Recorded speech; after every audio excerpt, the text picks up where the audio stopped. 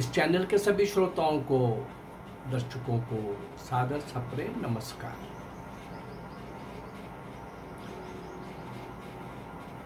अठारह सौ सत्तावन से 1947 वीर मंगल पांडे से सुभाष चंद्र बोस तक का कार्यकाल, संघर्ष का काल, क्रांति का काल, क्रांतिकारियों के बलिदान का काल, और जिन क्रांतिकारियों ने भारत की स्वतंत्रता के लिए सर्वस्व निछावर किया, आजादी के बाद उनको भूलने का पाप, महापाप जो हुआ, मैं कोशिश कर रहा हूं कि इस कलंक को धोया जा सके। उन लोगों ने उनको भूलकर जो कृतज्ञता की है, जो महापाप का कार्य किया है, उसका प्रायश्चित करना चाहिए, ये सोच करके मैं उन सारे वीर सपूतों को, उन सारे नीम के पत्थर मौन तपस्वियों को आपके सामने लाने का प्रयास कर रहा हूं। हम पहुंचे थे काकोरी केस, कांड हो चुका है, कुछ पकड़े जा चुके हैं, और बनारस से काकोरी के निमित्त जो संबंध में जो बैठक हुई थी, हिंदुस्तान प्रजातंत्र संघ के तत्वाधान में शाचिंदर सान्याल की अध्यक्षता में और रामप्रसाद बिस्मिल के अति सक्रिय सहयोग के कारण जिन दो लोगों को बनारस से बुलाया गया था क्रांतिकारी बैठक के अंदर, देखिए कमाल, उसके अंदर 12 वर्षीय मनमथनाथ गुप्त और पूर्ण अपने युवावस्था में आए हुए तरुणाई की अंगड़ाई ले रही है, ऐसे चंद्रशेखर तिवारी, जो बाद में चंद्रशेखर आजाद के नाम से प्रसिद्ध हुए। किसने क्या करना है, वो डकैती हो चुकी है, सरकारी खजाना लूटा जा चुका है। मैंने हर एपिसोड के अंदर उसको विस्तार से बताने की कोशिश की है। अब मैं थोड़ा आगे चलना चाहूंगा। काकोरी के संबंध में, काकोरी कांड के संबंध में, जिन दो को शाहजहांपुर में बैठक में बुलाया गया था, ये दोनों अभी पकड़े नहीं जा चुके थे, मनमथनाथ गुप्त और चंद्रशेखर आजाद। और पुलिस इसी काकोरी के संबंध में दोनों को पकड़ने का अनथक प्रयास कर रही थी। युद्ध स्तर पर प्रयास हो रहा था। पहली इतनी बड़ी डकैती के बाद पूरा ब्रिटिश एम्पायर, यहाँ का शासन, दूर तक उनकी नींव हिल गई थी।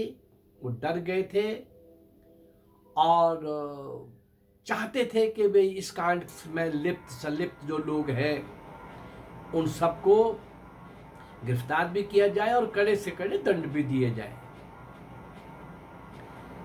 मनमथनाथ गुप्त को 26 दिसंबर 1925 को बनारस में गिरफ्तार कर लिया गया,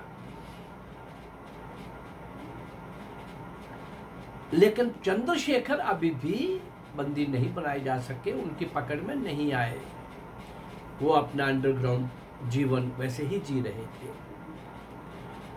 अंडरग्राउंड जीवन जो होता है, किसी भी सरकार के विरुद्ध, जिनके विरुद्ध वारंट इशू होते हैं और पुलिस पकड़ में होती है, मैं अनुभव कर सकता हूं वो दिन कैसे होते हैं। लेकिन जो कर रहे होते हैं पूरी मस्ती के साथ, दीवानगी के साथ लगे होते हैं। इंदिरा द्वारा थोपी गई इमरजेंसी, आपातकाल, 19 महीना अंडरग्राउंड रह करके मुझे काम करने का मौका मिला।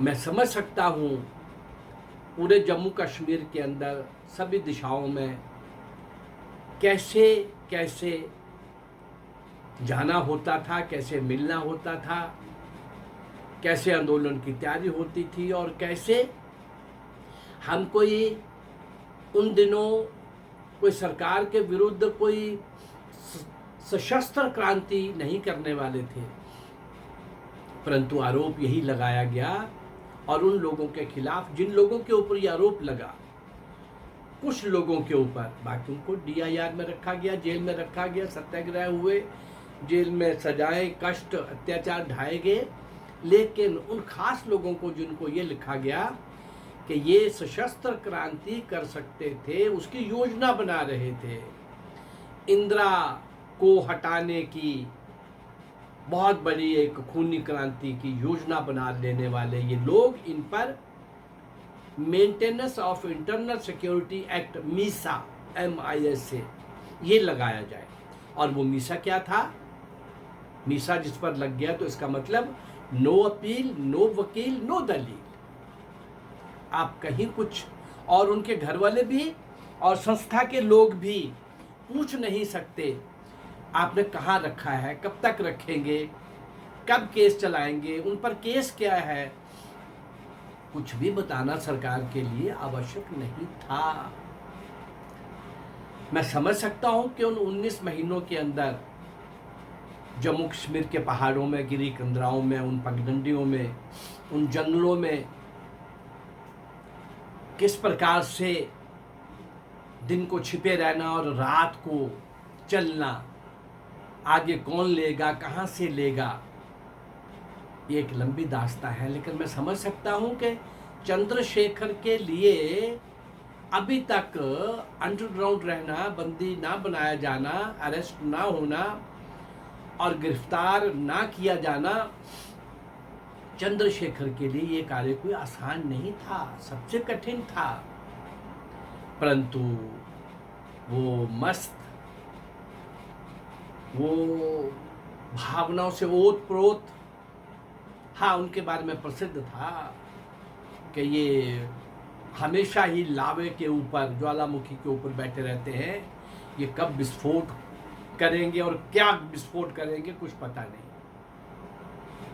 जान हथेली पर रखकर हमेशा ही चले रहने का संकल्प लेकर के चला हुआ ये चंद्रशेखर आजाद। मनमथनाथ गुप्त को तो अरेस्ट होने के बाद लखनऊ जेल में रखा गया और न्यायालय में केस चलाया गया, और सभी को विश्वास था कि मनमथनाथ गुप्त को जितना सक्रिय है और जितना वो क्या बोलते हैं, छोटे पैक में बड़ा बॉम्ब, अरे 12 वर्ष की आयु में जिसने असहयोग आंदोलन के अंदर भाग लिया, और पिताजी के ये पूछने पर, भाई पता है तुम्हें पुलिस क्या करती है, तुम्हें पता है, सोच के जा रहे हो, और क्या जवाब दिया था, मैंने कल के एपिसोड में विस्तार से ये विषय रखा था। ये भी भगवान की अनुपम देन थी, अनुपम रचना थी भाई। मनमथनाथ गुप्त 12 साल की आयु में सत्याग्रह करना और 13 वर्ष की आयु में न्यायालय में केस चलता है, और सबको आशा थी साथियों को कि इसको तो फांसी होगी, जरूर होगी, पक्का होगी, लेकिन अल्प आयु के होने के कारण न्यायालय ने मनमथनाथ गुप्त को 14 वर्ष का कठोर कारावास का दंड घोषित किया। चंद्रशेखर जी अभी भी गायब हैं, लगे हुए हैं देश के कोने कोने में जाकर के। यूपी बिहार उनका विशेष कार्य क्षेत्र था, साथियों को जोड़ना, कहाँ कहाँ शस्त्र चाहिए, कहाँ कहाँ क्या क्या चाहिए, भूखे प्यासे रह करके बहुत पहलवान टाइप का शरीर बनाते हुए, सुडौल शरीर, नेक और बुलंद इरादा, भारत माँ को स्वतंत्र कराने की अलग से एक चेतना, तड़प, उमंग दिल रूपी समुद्र में हिलोरे ले रही है, ठाठा मार रही है, इस प्रकार का जीवन चंद्रशेखर का। लेकिन ये तो जेल हो गई, 14 महीने का कारावास हो गया मनमथनाथ गुप्त को। जेल में इन्होंने क्या किया, बहुत गहन अध्ययन किया, बहुत सारी बुक्स पढ़ी, बहुत सारी नई भाषाएं सीखी, और क्रांतिकारियों के साथ एक 46 दिन का अनशन अंदर चल रहा था। ये सबसे छोटी आयु के थे, सबने कहा कि तुम रहने दो, लेकिन बराबर 46 दिन 46 डेज का अनशन, भूख हड़ताल जेल के अंदर सबके साथ बराबर की।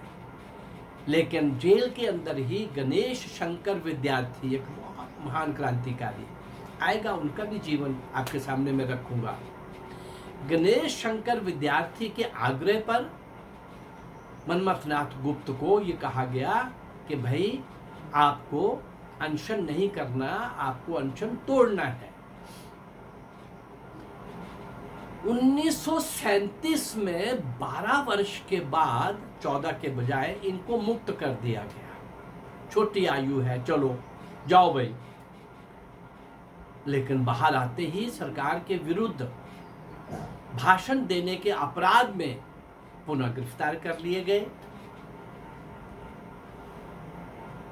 और फिर जेल हो गई। आगे जाकर के फिर 1946 में 1946 में ये जेल से मुक्त हुए। 15 अगस्त 1947 को तो स्वतंत्रता मिल गई। ये महान क्रांतिकारी जेल में अपने जीवन का 20 वर्ष, आयु देखिए क्या है, 1908 में इनका जन्म होता है। 21 के सत्याग्रह के आंदोलन में भाग लेते हैं। 21 के ही काकोरी केस में इनको ये भाग लेते हैं। 1925 में गिरफ्तार होके इनको करके इन पर न्यायालय में मुकदमा चलता है। 14 वर्ष की कठोर कारावास का दंड मिलता है। 12 वर्ष 1937 में मुक्त होने के बाद फिर जेल में, और 46 में फिर मुक्त होते हैं जेल से। 47 में देश को आज़ादी मिलती है। अधिकांश समय आज़ादी के बाद इनका समय बुक्स लिखने में, स्वाध्याय में, और बुक्स ज़्यादा किसके लिए लिखी? उन महान क्रांतिकारियों के संबंध में कुछ ना कुछ जितना वो उस समय अपने संपर्क में आए हुए लोगों के बारे में जानते थे, उनके बारे में कुछ लिखा, उनके कार्यों के बारे में लिखा। अधिकांश पुस्तकें, बहुत सारी पुस्तकें लिखी इन्होंने। वो उस क्रांतिकारी इतिहास और काकोरी कांड के उन क्रांतिकारियों के जीवन के संबंध में लिखी और राष्ट्रभक्ति के संबंध में लिखी। बहुत पीड़ा थी इनके मन के अंदर कि आज़ादी के बाद जो शिक्षा शुद्ध भारतीय दी जानी चाहिए थी, इन काले अंग्रेजों ने, जिनको सत्ता एक कॉन्ट्रैक्ट के रूप में और स्पॉन्सर्ड लीडर्स को मिली थी, उन्होंने खुद तो जो पाप किया इस देश के साथ वो किया। ऐसा लगता है उनको भारतीयता के साथ, देश के साथ, भारतीय संस्कृति के साथ, भारतीय सभ्यता के साथ, किसी भी बात से, भारतीय आत्मा के साथ, भारतीयता के साथ कुछ लेना देना नहीं था, ऐसा लगता है। और एक पाप किया, कम्युनिस्टों को, वामपंथियों को शिक्षा का कार्य सौंप दिया। और शिक्षा में जो मैकाले एंड कंपनी का एज इट इज शिक्षा जो चल रही थी, उसको आगे बढ़ाने का पाप जो किया वो किया। लेकिन सारे क्रांतिकारी इतिहास का, पूरे संघर्ष का, और जिन लोगों ने अपना जीवन निछावर किए, उनका कहीं नाम नहीं। ये इनके मन में बहुत वेदना थी कि क्रांतिकारियों के लिए, और वो उतना ही लिख सकते थे जितनों के साथ रहे थे वो, उनके बारे में कुछ ना कुछ लिखा। मैं उन्हीं के लिखे हुए के बीच में से कुछ आप तक पहुंचा पा रहा हूँ। लेकिन क्रांतिकारी इतिहास तो भाई वीरमंगल पांडे से सुभाष चंद्र बोस 1857 से 1947 तक का है। मनमथनाथ गुप्त महान क्रांतिकारी ने अपना जीवन छोटी आयु में ही, छोटे पैक में बड़ा बॉम्ब और क्या ऊर्जा थी, क्या तपस्या थी, क्या जिद थी, क्या अनक थी, क्या तप था, क्या मजबूत इरादा था, क्या दृढ़ संकल्प था। हमने देखा कि इस महान क्रांतिकारी, छोटी आयु से लेकर के बड़ी आयु तक के मैं क्रांतिकारी आप लोगों के सामने ला रहा हूं, जिनको कोई नहीं जानता। तो ऐसे थे हमारे मनमथनाथ गुप्त। मनमथनाथ गुप्त का आज पार्ट 2 देख करके मैं इनको श्रद्धांजलि, मैंने कहा था काकोरी के जो साथी हैं उस कांड के अंदर जो संलिप्त थे, पूरी तरह से जो पार्टिसिपेंट्स थे, उसके भागीदार थे।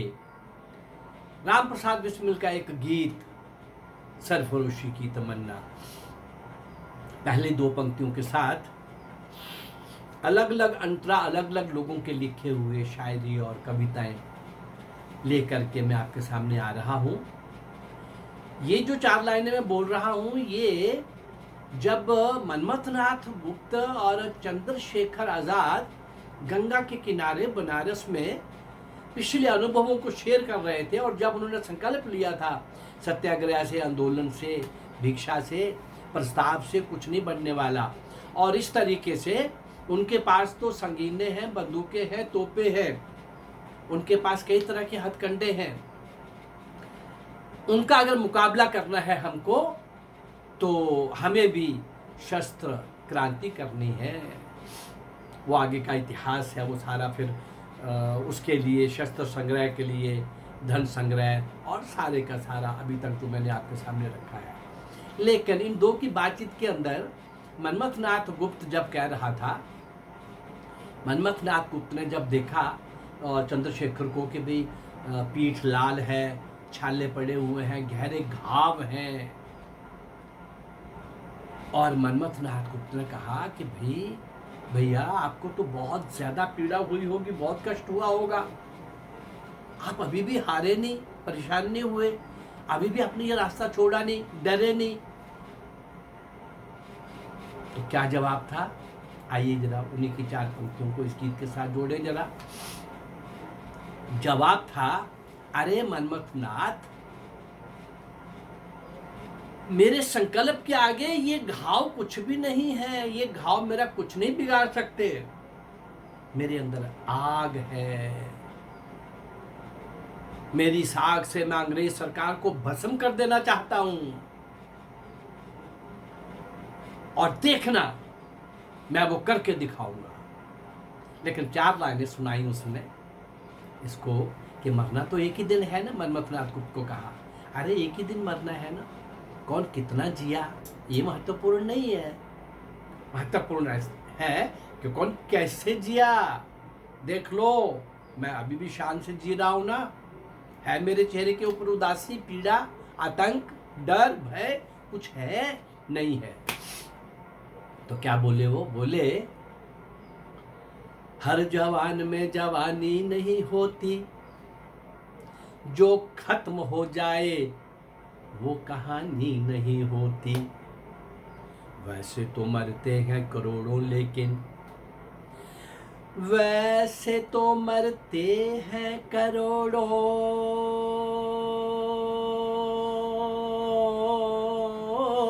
लेकिन खाट पर मर जाने से कुर्बानी नहीं होती। सरफरोशी की तमन्ना अब हमारे दिल में है, देखना है जोर कितना बाजुए कातिल में है।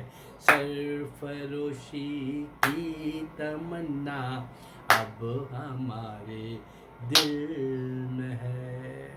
राम प्रसाद बिस्मिल द्वारा रचित ये गीत और प्रथम ये 2 पंक्तियाँ लेकर के बहुत कवि और शायर लोगों ने आगे जो अंतर लिखे वो मैं आपके सामने एक एक करके लाता जा रहा हूँ। और जब तक ये काकोरी के साथियों का वर्णन मैं आपके सामने लाता जाऊँगा, राम प्रसाद बिस्मिल के इसी गीत की 2 पंक्तियों के साथ मैं वो अंतरे सब आपके सामने रखता जाऊंगा।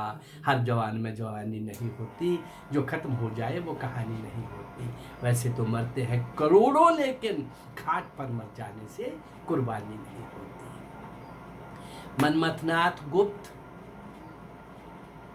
को आज हमने स्मरण किया, और चंद्रशेखर के आखिरी 4 लाइनों के साथ, 4 पंक्तियों के साथ, उस आह्वान के साथ, उस उत्साह के साथ, उस भावना के साथ, उस उमंग और उस उठती हुई तरंग के साथ हमने मनमथनाथ गुप्त को आज स्मरण किया। छोटी आयु का महान क्रांतिकारी। मैंने सारा विषय आपके सामने रखा है, और इस चैनल का लक्ष्य यही है कि मैं उन सब देशभक्तों को आपके सामने लाऊं, और उस समय के गद्दारों और आज के गद्दारों को भी आपके सामने रखूं, जिन गद्दारों के कारण ये देश गुलाम हुआ। हम और गुलाम नहीं होने देंगे। वर्तमान के झरोखे से अतीत को देखेंगे, और अतीत के झरोखे से वर्तमान को देखेंगे। अतीत की गलतियों को नहीं दोहराकर वर्तमान के अंदर सजग सतर्क रहकर अच्छे भविष्य का निर्माण करने के लिए आगे बढ़ेंगे। इसी कामना के साथ मैं आगे बढ़ रहा हूँ। मुझे लगता है मेरा ये प्रयास आपको अच्छा लग रहा है, और सचमुच में आपको अगर बहुत अच्छा लग रहा है तो आप इस चैनल को लाइक करिए, सब्सक्राइब करिए और शेयर करिए। नमस्कार, जय भारत, धन्यवाद।